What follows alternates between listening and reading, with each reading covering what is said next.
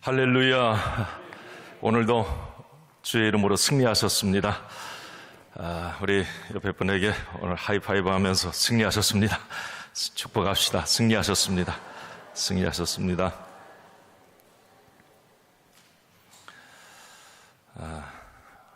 오늘 이제 고난주간 특세 6일 가운데 셋째 날 끝까지 완주하시길 바랍니다. 오늘도 또한 복음이 주는 능력으로 자유와 해방과 치유의 역사가 오늘 이 자리에 오신 여러분 모두에게 어떤 모양으로든지 역사하고 임하길 바랍니다. 고난주간 특세 말씀을 준비하면서 드는 생각을 적어보았습니다. 왜 교회는 그리고 모든 그리스도인들은 이 십자가에 집중하는가? 왜 성경은 온통 그 예수 그리스도의 그 메시아의 그 죽으심 십자가에 이 초점이 맞춰져 있는가? 왜 예수님의 제자들, 사도 바울이나 신앙의 모든 후배들은 성경에 보면 왜 입만 열면 예수님의 십자가를 이야기했을까? 믿음에서 십자가가 그렇게 중요한가? 그렇습니다. 이 십자가가 주는 의미가 너무 커요. 겉으로 보이는 십자가는 천지에 널려 있어요. 그 십자가의 그런 어떤 형상이 아니고 교회 정탑에 달려있는 십자가 어떤 심볼, 상징의 의미가 아니라 그 십자가 안에 담겨있는 우리 주님의 그 놀라운 사랑과 그 십자가를 통해서 이루신 그 예수님의 어떤 구원의 이 사역, 온 인류를 향한 하나님의 구원 프로젝트가 모든 게 이 정점이 이 십자가입니다. 이 십자가.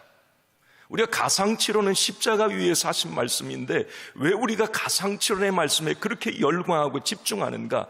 그 십자가가 주는 의미가 너무 큰 거예요. 거기에 모든 보화가 다 담겨 있습니다. 하나님의 모든 결론, 성경의 모든 결론을 그 십자가에 다 쏟아 부어 놔버렸어요. 그리고 예수님은 그 십자가에서 마지막으로 주옥 같은 말씀을 마지막 온 인류를 향한 그 하나님의 뜻을 선포하셨습니다. 그래서 여러분, 십자가는 우리가 사랑할 수밖에 없고 십자가는 우리의 자랑이 될 수밖에 없어요. 최후 승리를 얻기까지 주의 십자가 사랑하리.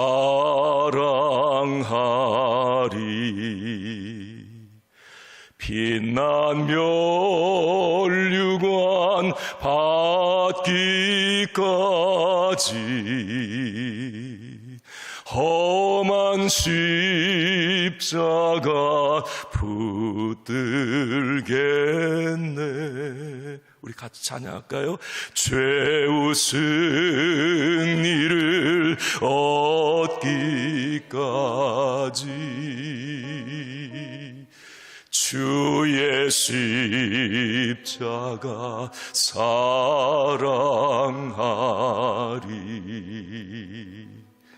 빛나며 받기까지 험한 십자가 들겠네.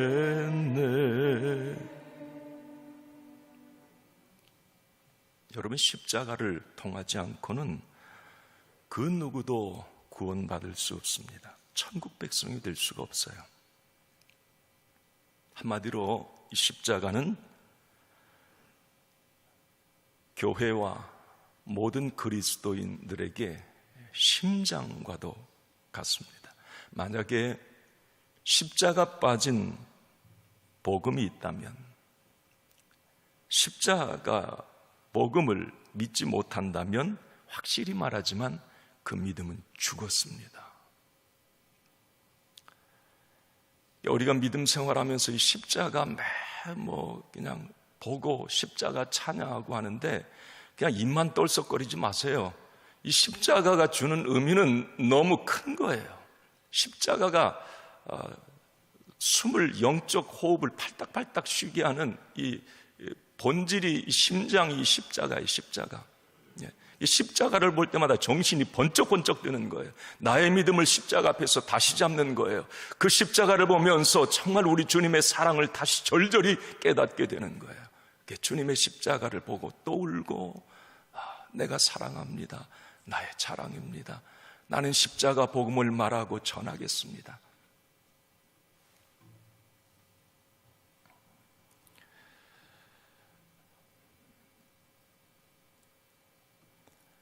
오늘 가상칠언 네 번째 말씀입니다. 예수님은 오전 9시에 십자가에 매달리셨어요. 그리고 12시까지 3시간 동안 예수님이 하신 말씀은 용서와 구원과 사랑이었습니다. 우리 어제까지 12시 이전에 이 세 가지 말씀은 예수님이 이 땅에 오신 목적을 가상칠언 한마디 한마디에 다 담아놔 버렸어요. 그리고 오늘 4원부터 5원, 4원, 5원은 이제 12시, 여러분 십자가에 한 3시간 이상, 이제 4시간, 5시간 매달려 있는 상황이에요. 그러면 인성을 가지신 예수님의 입장에서는 이제 극에 달한 상황입니다. 그때 예수님은 두 마디를 하시는 거예요. 그게 4원, 5원, 고뇌와 고통, 이게 이제 4원, 5원입니다. 그리고 마지막 이제 3시 거의 다 돼서 다 이루었다 아버지 손에 부탁합니다. 6원 7원을 이제 마지막하고 인성의 예수님, 이 땅의 예수님 생명을 마감하십니다. 오늘 가상칠언 네 번째 말씀인데, 오늘 이 말씀은 이제 가장 고통스러운 그 순간에, 그래서 오늘 4원의 말씀을 고뇌의 말씀이라고 말을 합니다. 자, 오늘 우리 4원을 말씀 같이 한번 읽도록 하겠습니다. 같이 읽습니다. 시작.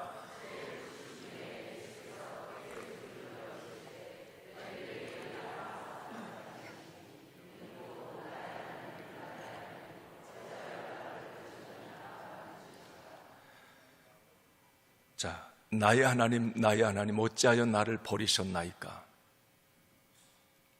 우리가 잘 이 말씀을 많이 들어서 알고 있습니다. 자, 그런데 예수님이 이 말씀을 하시기 바로 직전에 한 사건이 있었어요.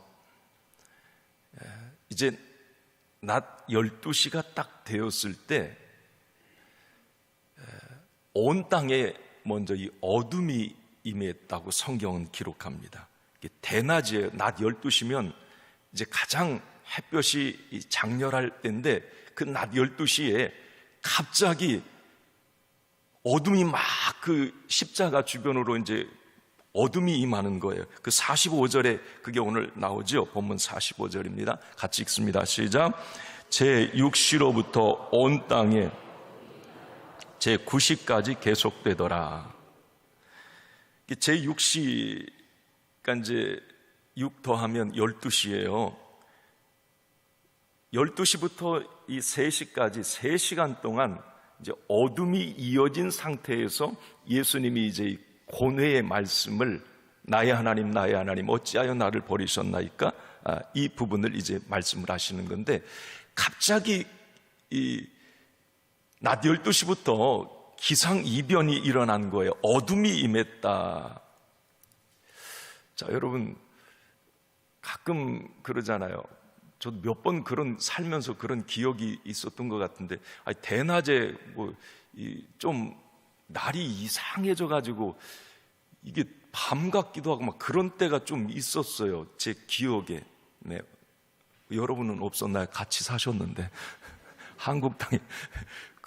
대낮인데, 갑자기 날씨가 이상해지면서 좀 뭔가 심상치 않은 좀 어두컴컴해지고, 그래서 좀 놀랬던 적이 있었단 말이죠. 아마 이 정도는 아니었고 더 심했던 것 같아요. 갑자기 이제 예수님을 십자가에 못 박은 군병들도, 유대 종교 지도자들도, 이제 반신반의했던 사람들도 좀 뭔가 죄책감도 느꼈을 때고, 자, 뭔가 지금 저분이 하나님의 아들인 것 같기도 하고 아닌 것 같기도 하고. 그런데 갑자기 예수님의 세 마디가 있은 후에 낮 12시부터 어둠이 쫙 깔렸을 때 거기에 있던 사람들은 얼마나 불안했을까 한번 그 상상을 한번 해보세요. 까만 어둠이 임해버리는 거예요. 자, 그런데 성경에 보면 이게 또 중요한 부분이에요. 이 대낮에 어둠이 임한다고 하는 것은 하나님의 심판을 말하는 거였거든요. 이걸 유대인들은 알고 있어. 성경학자들은 이걸 알아요. 갑자기 대낮에 뭔가 날이 어두워진다, 이건 하나님이 화가 났다, 뭐 하나님의 심판이 임한다, 이 생각을 하고 있었단 말이에요. 여러분, 아모스에서에 보면 8장 9절에 보면 이 말씀이 있습니다. 주 여호와의 말씀이니라. 그날에 내가 해를 대낮에 지게 하여 백주의 땅을 캄캄하게 하며. 이게 심판이 임할 때거든요. 저 아모스서는 유대인들 뭐 다 구약 성경 꿰고 있었던 말이에요. 그러니까 갑자기 이제 막 어둠이 임하니까 이게 뭐지? 하나님의 심판이 떠올려졌을 수도 있습니다. 아마 상당히 크게 두려웠을 것이고 무서웠을 거예요. 자, 그러면 한번 보세요. 이건 하나님의 심판이 임한다고 하는 거 맞거든요. 네, 성경의 예언 그게 맞아요. 자, 그러면 이 어두움, 그 당시에 예수님의 십자가를 지신 상태에서 임했던 그 3시간 동안에 임했던 그 어두움은 무엇을 상징하는가? 여러분, 첫째는 이겁니다. 악인들에 대한 심판이에요. 예수님을 십자가에 못 박을 당시에 그 어두움은 하나님이 그 악인들에 대한 어떤 이 분노를 드러내신 거였습니다. 그 어둠은 심판인데 그 어둠의 심판이 당장은 그 사람들에게 임하지 않지만 앞으로 악인들, 모든 악인들, 주님을 십자가에 못 박고 주님을 부인하는 세상의 모든 그 악인, 여러분, 악인과 의인은 뭐 착한이라고 윤리적 도덕적 기준이 아니에요.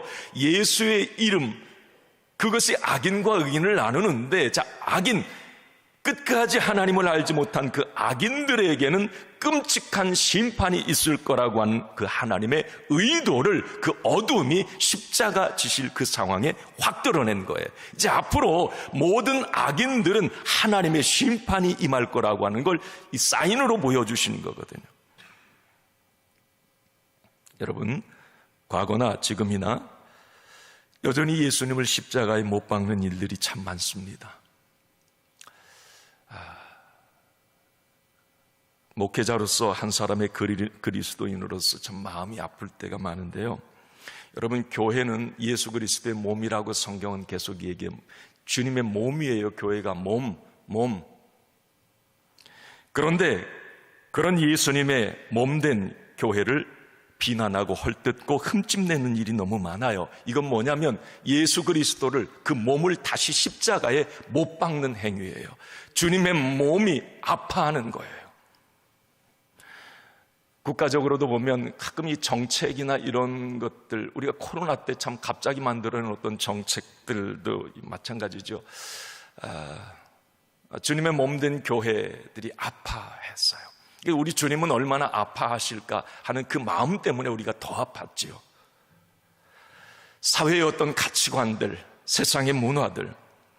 요즘에 여러분, 절대 이 동성애라고 하는 것 여러분 미화시키지 마세요. 여기 뭐 동성애를 뭐 혹시 뭐 좀 좋아하는 분은 없겠지요? 옆에 분에 한번 물어봐요. 좋아하냐고. 그런 분은 없겠지. 여러분, 참 배랑 맞을 일이죠. 네?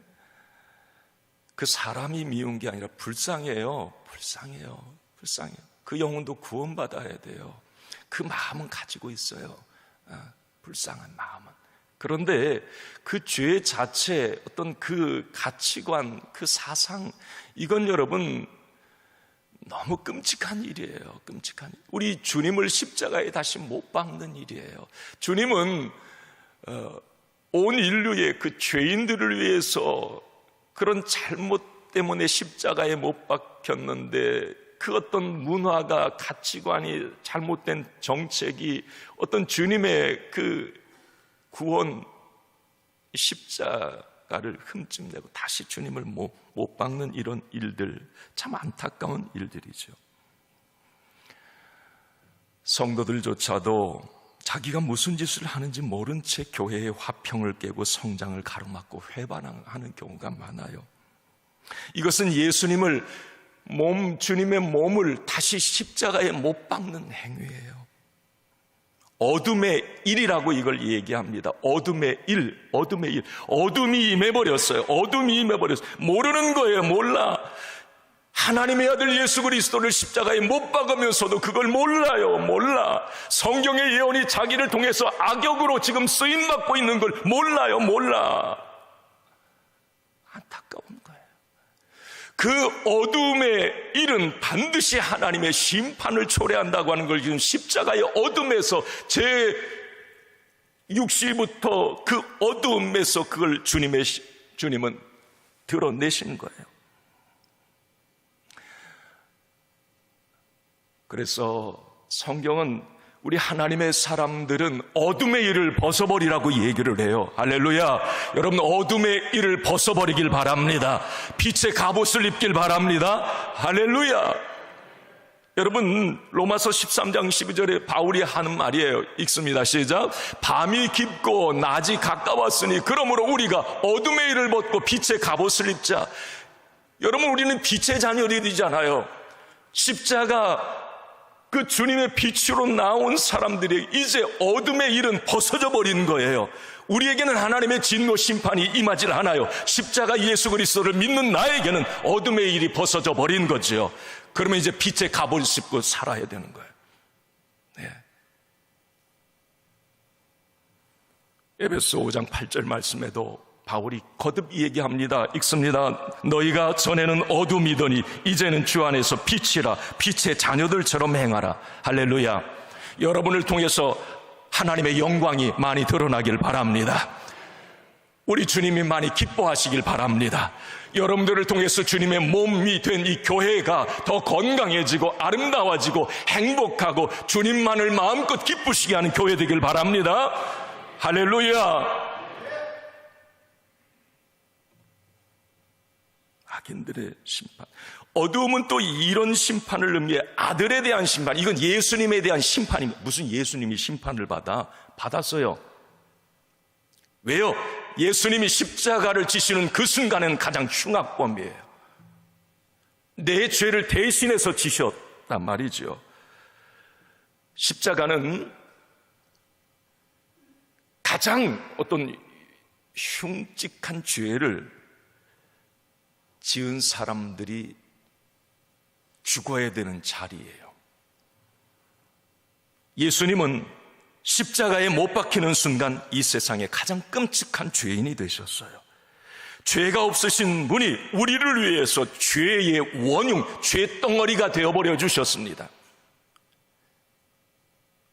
성경 보실까요? 고린도후서 5장 21절에 이렇게 말씀 기록되어 있어요. 시작. 하나님이 죄를 알지도 못하신 이를 우리를 대신하여 죄로 삼으신 것은 우리로 하여금 그 안에서 하나님의 의가 되게 하려 하십니다. 그냥 띄워져 보세요. 저기 하나님이 죄를 알지도 못하신 이 예수 그리스도, 예수님은 죄가 없으세요.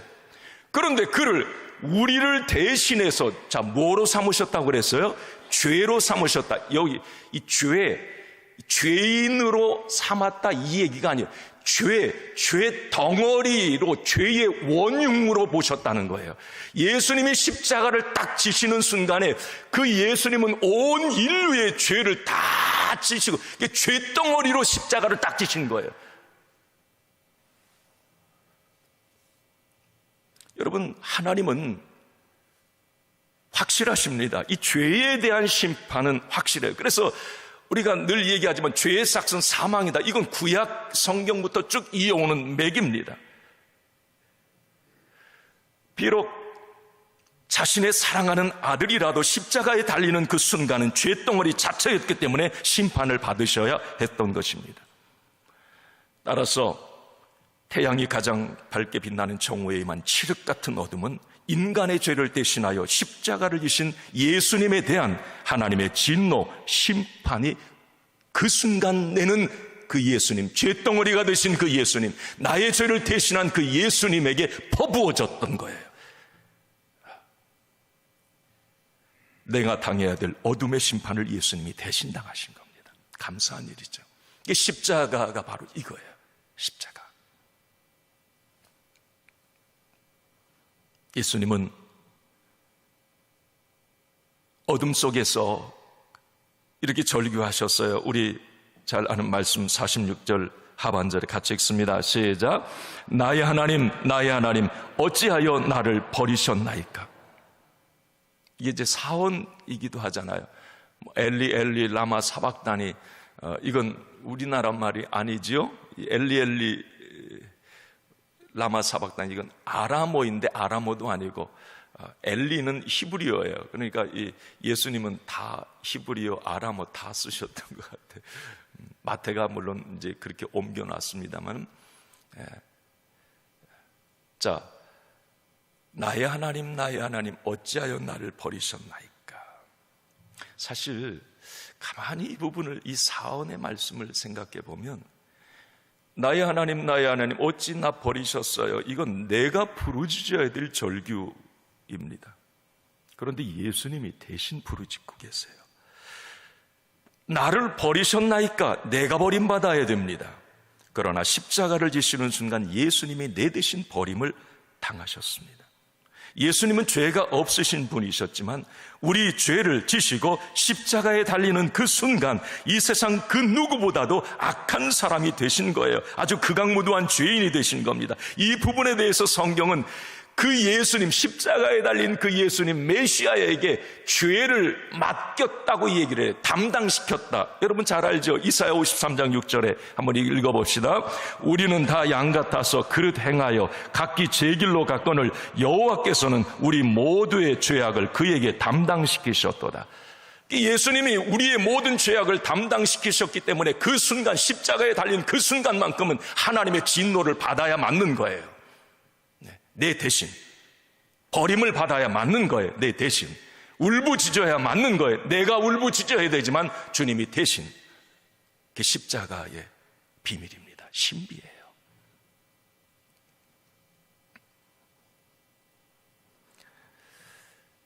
여기서 깨닫게 되는 것은 죄의 무서움입니다. 하나님은 이 죄를 반드시 심판하신다고 하는, 그건 성경의 확실한 100%, 순도 100%의 진리입니다. 그 죄는 그래서 어둠을 반드시 불러오고, 그 어둠은 아까 심판이라고 말을 했어요. 그 하나님의 심판은 저주와 불행, 패배와 사망, 영원한 지옥을 상징합니다. 오늘 한 가지 이 부분이 또 와닿는데 뭐냐면, 예수님이 그 십자가에서 막 절규하잖아요. 나의 하나님, 나의 하나님, 어찌하여 나를 버리셨나이까? 그래요. 자, 그렇게 예수님이 막 절규하면서 하나님 왜 나 버리셨어요? 라고 했을 때 예수님이 하나님 뭐라고 했어요? 자, 졸지 마시고 옆에 분에게 하나님이 그때 뭐라고 하셨나요? 나 너 안 버렸어. 그랬나요? 침묵하셨어요. 아무 대답을 안 하세요. 이건 무슨 의미입니까? 십자가에 달려 죄인의 죄 덩어리로 달리신 예수님, 그 순간에 하나님은 아무 말씀도 안 하세요. 침묵하십니다. 왜 하나님의 아버지가 그 아들 죽는데 왜 말을 안 하고 싶겠어요? 안 하세요. 침묵하세요. 이건 뭐냐면 여러분, 죄는 하나님과의 단절을 가져와요. 사형리에서 늘 말하지만 죄는 하나님으로부터 떠나 있는 거예요. 죄는 절대적으로 하나님과 우리를 분리시켜 버립니다. 단절시켜 버려요. 그게 죄예요. 그러니까 죄의 원흉이 되셔서 지금 그 부르짖고 계신 그 예수님, 그 죄가 하나님과 예수님을 아들과 아버지지만 단절시켜버렸어요. 그 순간만큼은 침묵이 임했습니다. 여기서 그런 생각이 번쩍 들더라고요. 여러분, 하나님과의 단절은 이건 끔찍한 일이거든요. 모든 우리 인간은 하나님으로부터 왔어요. 아멘입니까? 예수를 믿든 안 믿든 모든 인간은 하나님의 형상을 따라 지음받았단 말이에요. 하나님으로부터 왔어요. 자, 그런데 내 마음에 하나님 두기를 싫어하는 거예요. 하나님이 없는 사람, 예수가 없는 사람은. 자기가 자기 마음에 꽉 차서 자기가 주인 되어서 살아요. 하나님을, 예수님을 주여라고 절대 부르지 않습니다. 내가 주여요. 그러면 여러분, 하나님으로부터 와서 하나님의 형상, 하나님의 이마고대의 그 영을 가진 우리가 하나님을 제껴놨다라고 하는 것은 뭐냐면, 세상의 그 무엇을 인간은 가져도 취해도 누려도 하나님이 없이는 절대 만족이 없다는 것을 말합니다. 그러니까 하나님과의 단절된 상태에서 참 만족, 참 기쁨, 행복 없습니다. 밑 빠진 독에 물 붓는 거예요. 안 되는 거예요. 그러니까 그것을 채워보기 위해서 향락에도 빠져보고 음란에도 빠져보고 이것도 가져보고 저것도 가져보고 이것도 해보고 안 채워지는 거예요. 더 갈증을 느껴가는 겁니다. 사람은 이 영혼이 있기 때문에 하나님으로부터 온 이 영혼, 영은 하나님을 만나야 채워지는 거예요. 그 영혼이 만족할 때 사람은 행복할 수가 있는 거예요. 범사가 잘 되고 강건해지는 은혜가, 영적 복이 흘러가는 겁니다. 여러분, 예수 만난 것 여러분 축복합니다. 할렐루야. 있든 없든 좀 가난하게 살든 부자로 살든 내가 좀 아프든 뭐하든 좀 상관없어요. 예수님이 나와 함께 하시고 예수님이 나와 동행하실 때에 나는 그 모든 것들을 넘어선 풍성한 삶을 누릴 수가 있습니다. 솔로몬이 웬만하면 그런 얘기 안 할 양반이 말이죠. 나는 그 정도 살면 안 하고 죽었을 것 같은데, 그렇게 다 누리고 다 갖고 부귀영화 지혜 다 가졌던 사람이 왜 헛되니 헛되도 다 왜 그랬을까? 왜 뭐가 헛돼요? 그러면서 그가 뭐라고 해요? 전도서 12장에 내가 지금 살아보니 다 가져보고 다 누려보고 다 해봤다 나. 그런데 다 헛돼, 공허해. 그거 그게 무슨 만족이 없었다는 거예요. 그러면서 뭐라고 그래요? 그 마지막 절에 내가 여호와를 진짜 믿고 나니까, 하나님을 진짜 알고 나니까 그것이 사람 인생의 전부였다. 할렐루야. 와, 참. 내 솔로몬이 이 얘기만 안 했어도 내가 좀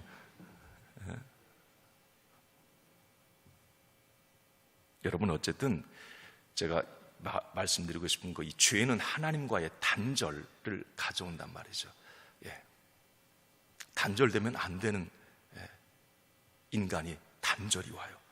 여러분, 오늘 결단하세요.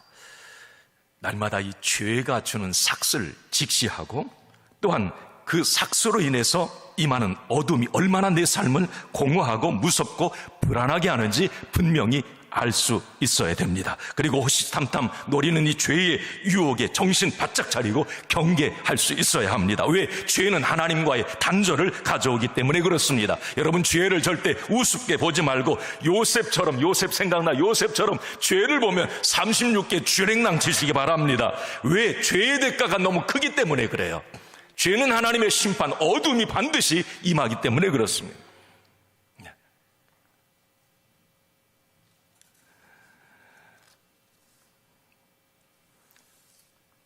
여러분, 예수님의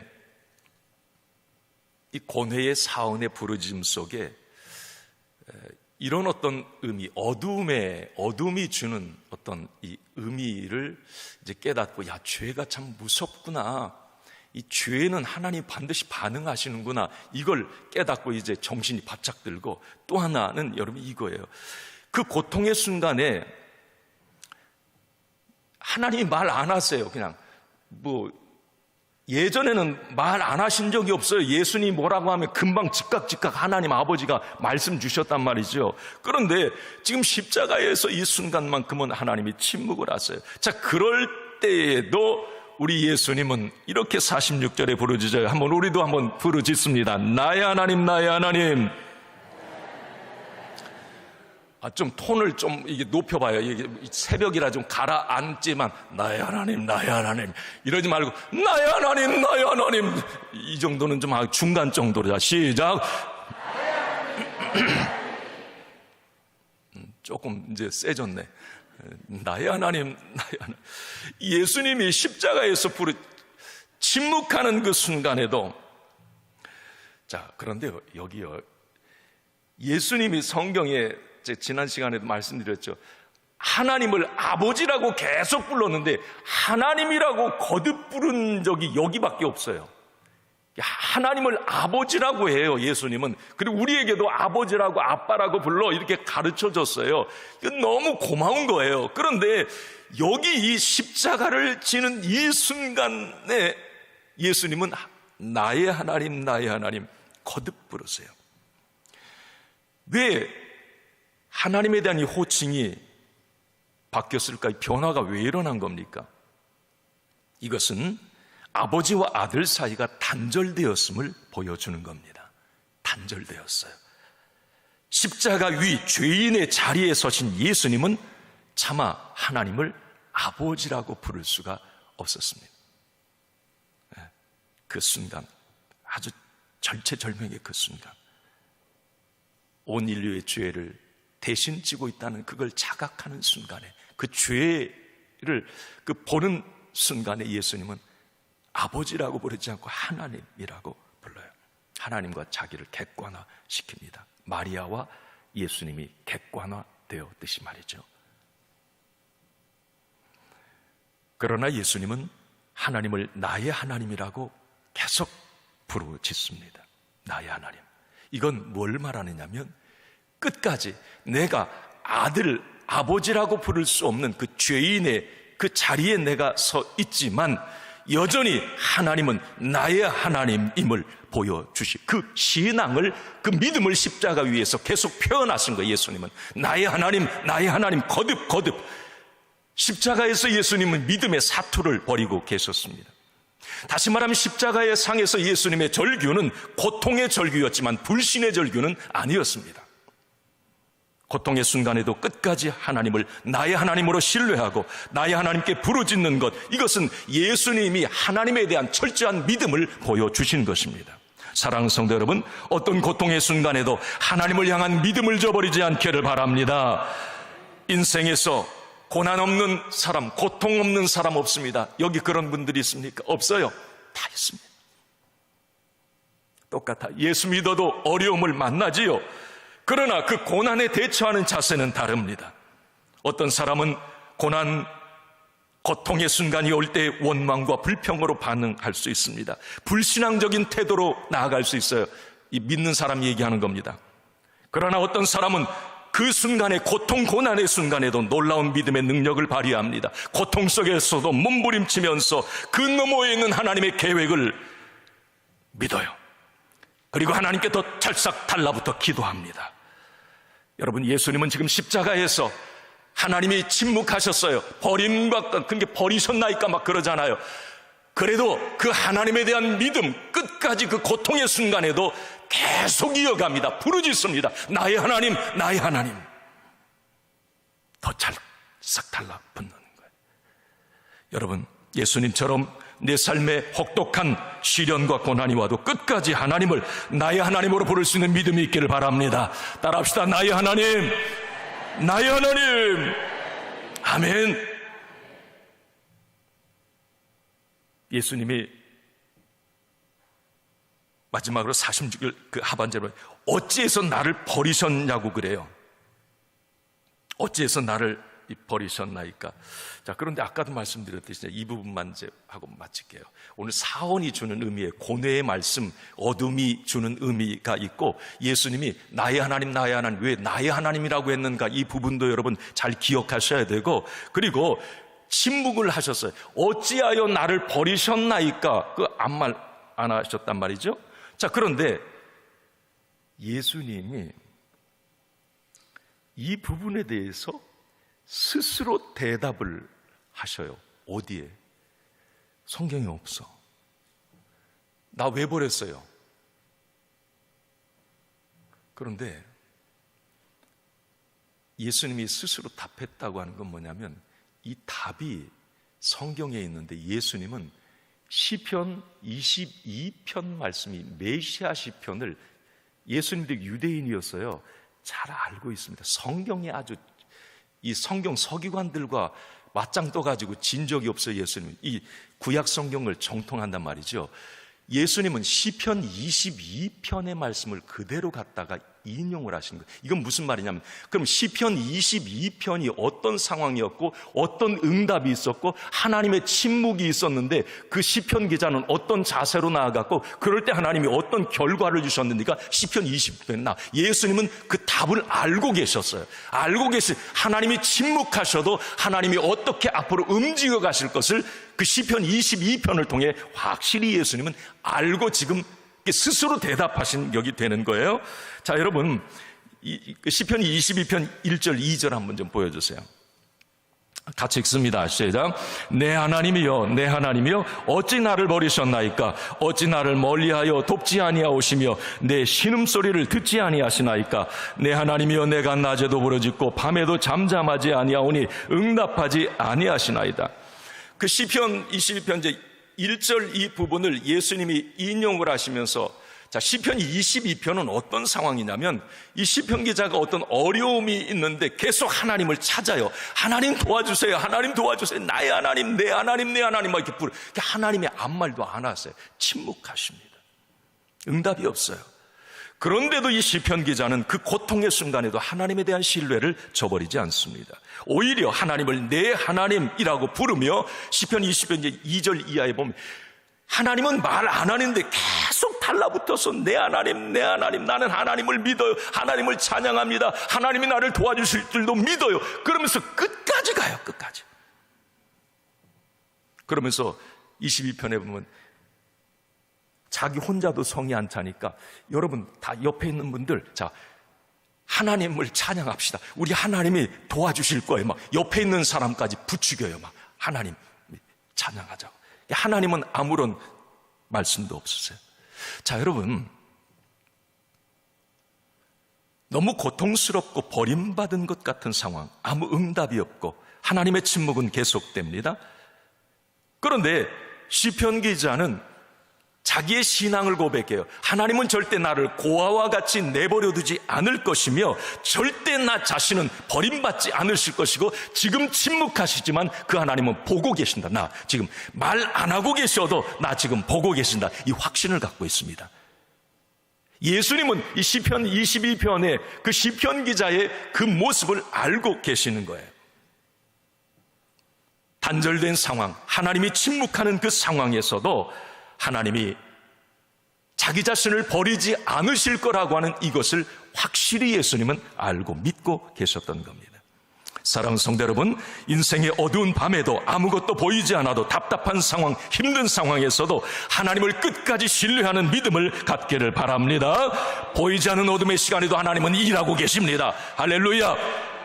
잠깐 침묵하고 내 삶에 잠깐 어떤 응답이 없고 잠깐 약함이 왔다고 그냥 거기서 나의 하나님 안 하고 그냥 가만히 팍, 그러지 마세요. 오늘 사언이 주는 의미는 그 고통, 버림받은 하나님의 침묵의 그 순간에도 하나님을 향한 믿음을 저버리지 않아요. 내 하나님이여, 내 하나님이여, 나를 도와주실 줄로 나는 믿습니다. 합력하여 선을 이루실 것을 나는 믿습니다. 여러분, 이 믿음 오늘 사언이 주는 바로 의미입니다. 오늘 결론, 사언의 결론 가상칠은 보여주고 주세요. 자, 읽고 마칩시다. 시작. 어떤 일이 있어도 내 손으로 다시 예수님을 못 박는 일을 하지 말자. 절대 죄를 우습게 보지 말고 꺼진 죄도 다시 보자. 인생의 칠흑 같은 어둠의 순간 하나님을 신뢰한다면 그것은 동굴이 아니라 터널이 될 것이다. 아멘.